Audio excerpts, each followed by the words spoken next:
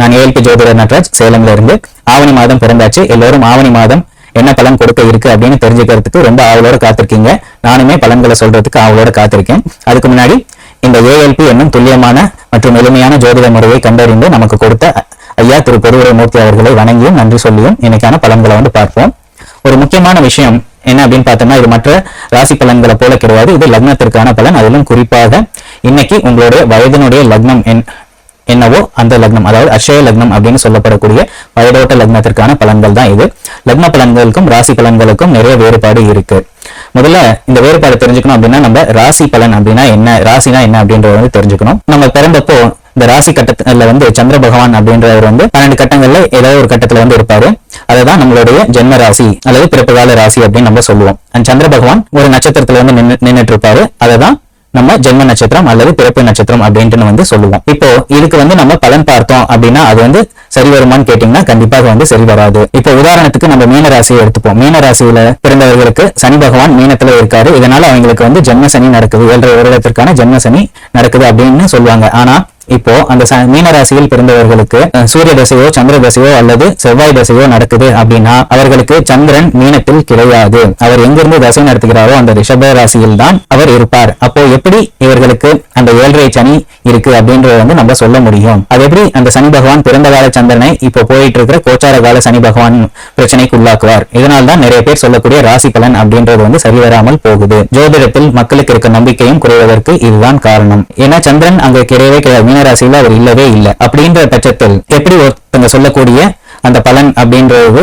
சரியாக வரும்? அந்த பலனை அவரால் எப்படி கொடுக்க முடியும்? இதுதாங்க இங்க பிரச்சனையே. அதுல சில பேர் உங்களுக்கு திடீர் யோகம் வரப்போகுது, கோடியில பொருளை போறீங்க, நீங்க விரும்பியவர்கள் உங்களை தேடி வருவாங்க அப்படின்லாம் சொல்றாங்க. ஆனா இது நடக்குமா அப்படின்னு கேட்டா கண்டிப்பா நடக்கும். ஆனா எப்படி நடக்கும் அப்படின்றத பார்த்தோம் அப்படின்னா அது வெறும் எண்ண அளவில் அல்லது கற்பனை அளவில் மட்டுமே நடக்கும். ஏன்னா இந்த சந்திரன் அப்படின்றவர் ஜோதிடத்துல அவர் இன்னொரு பேர் என்னன்னா மனோகாரகன் அப்படின்றதான் அவருக்கு ஜோதிடத்தில் இருக்கக்கூடிய பேரு. அப்படின்ற பட்சத்துல இந்த சந்திரன் என்பவர் மனதை ஆள்பவர். அப்போ எப்படி ஒரு செயலை நிஜத்துல நமக்கு செய்து கொடுக்க முடியும்? அதனால்தான் வெறும் கற்பனைகள்ல மட்டுமே தான் இந்த ராசி பலன் இருக்குமே தவிர அது நடைமுறைக்கு ஒத்து வராது. அதனால்தான் நம்ம ஏஎல்பியில் என்ன பண்றோம் அப்படின்னு பார்த்தா இந்த ராசி பலன் எதுவும் பார்க்கிறது கிடையாது. நம்முடைய இன்னைக்கு வயதோட்ட லக்னம் என்னவோ அந்த லக்னம் எங்க இருக்கோ அதுக்கு தான் நம்ம பலன் பார்த்து சொல்றோம். ஏன்னா நம்மளுடைய உடல் இப்போ இந்த உடல் புள்ளி எங்க இருக்கோ அங்கிருந்துதான் நமக்கான நிகழ்வுகள் எல்லாமே நடக்க போகுது. இன்னும் கொஞ்சம் ஆழமாக போய் பார்த்தோம் அப்படின்னா நம்ம நினைச்ச மாத்திரத்துல நம்மளுடைய மனது நம்ம எங்க இருக்கணும்னு நினைக்கிறோமோ அங்க கொண்டு போய் விடும். இப்ப அமெரிக்காவில போய் இருக்கணும் அப்படின்னு நினைச்சோம்னா அடுத்த நொடியே இல்ல, அந்த நொடியே நம்மள கொண்டு போய் அமெரிக்காவில விட்டுரும். அடுத்த நொடியே நம்ம கடல் கடியில இருக்கணும்னு நினைச்சோம்னா கடல் ஆழத்துல கொண்டு போய் விடும்.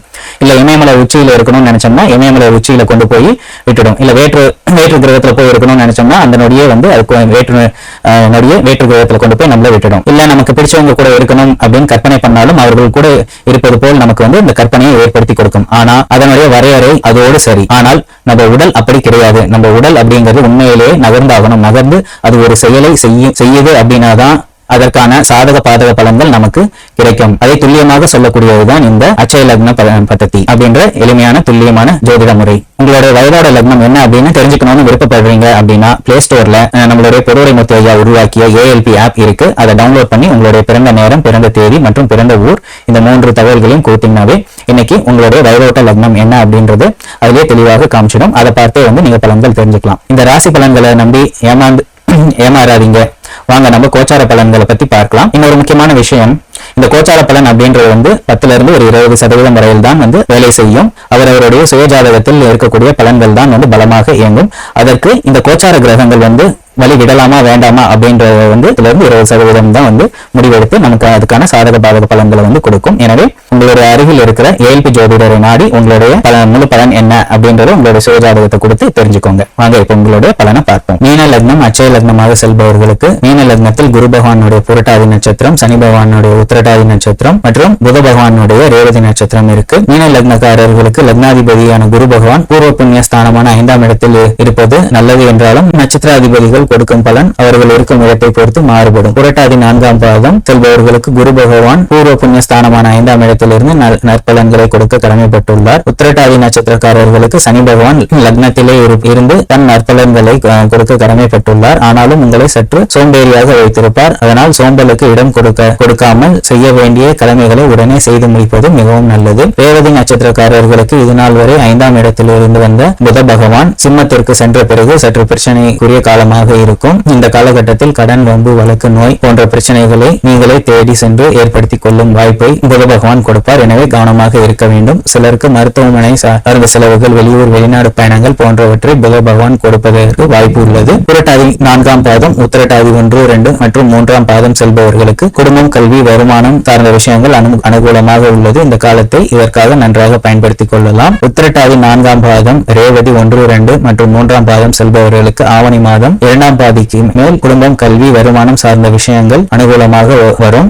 ரேவதி 4 பாதங்களும் அட்சய புள்ளிகளாக செல்பவர்களுக்கு மாத கடைசியில் வருமானம், கல்வி, குடும்பம் சார்ந்த நிகழ்வுகள் அனுகூலமாக இருக்கும். புரட்டாதி 4ஆம் பாதம், உத்திரட்டாதி 1 மற்றும் 2ஆம் பாதம் அட்சய புள்ளியாக செல்பவர்களுக்கு திருமண வாழ்வில் வாழ்க்கை துணையுடன் கருத்து வேறுபாடுகள் ஏற்படும். எனவே கவனமாக இருக்க வேண்டிய காலம். ரேவதி 3 மற்றும் 4ஆம் பாதம் அட்சய புள்ளிகளாக செல்பவர்களுக்கு உங்களுக்கும் வாழ்க்கை துணைக்கும் உங்கள் தாய் மூலம் மன அழுத்தம் ஏற்படும். எனவே இவர்கள் இருவருக்கும் இடையில் உள்ள சமநிலை தவறாது கவனமுடன் பார்த்துக் கொள்வது அவசியம். ரேவதி 3 மற்றும் 4ஆம் பாதம் அட்சய புள்ளிகளாக செல்பவர்களுக்கு தாய் மூலம் அல்லது தாய் வழியில் வரன் அமையும் வாய்ப்பு அதிகமாக உள்ளது. மற்றவர்களுக்கு இந்த மாதம் திருமணம் சார்ந்த நிகழ்வுகள் அவ்வளவு சாதகமாக இல்லை. எனவே கவனமுடன் இருப்பது சிறந்தது. ரேவதி 2, 3 மற்றும் 4ஆம் பாதம் அட்சய புள்ளிகளாக செல்பவர்களுக்கு தேவையற்ற பயம், மனக்குழப்பம் இவையெல்லாம் ஏற்படும். பெரியவர்கள், குருமார்கள் அல்லது வழிகாட்டிகள் இவர்களின் ஆலோசனை கேட்டு அதன்படி நடப்பது பிரச்சனைகளிலிருந்து தப்பித்துக் கொள்ளும் வாய்ப்பினை ஏற்படுத்தி கொடுக்கும். மற்றவர்களுக்கு வீடு, நிலம், வாகனம், சொத்து சார்ந்த விஷயங்களில் நல்ல அனுகூலமான காலமாக இருக்கிறது. இவை சார்ந்த சுப விரயங்களும் நீங்கள் செய்து கொள்ளலாம். இந்த கோச்சார பலன்கள் எல்லாமே 10லிருந்து 20% வரைதான் கோச்சார கிரகங்கள் கொடுக்கும். அதுவும் உங்களுடைய சுயஜாதகம், பிறப்புகால சுயஜாதகம் அனுசரித்து அதற்கு அனுமதி கொடுத்தால்தான் இந்த கிரகங்கள் வழிவிடலையா அப்படின்றத தெரிஞ்சுக்க முடியும். அதற்காக உங்கள் அருகில் இருக்கும் ALP ஜோதிடரை பார்த்து அவரிடம் உங்கள் ஜாதகத்தை காண்பித்து உங்களுடைய பலன்களை தெரிந்து கொள்ளுங்கள். நன்றி, வணக்கம்.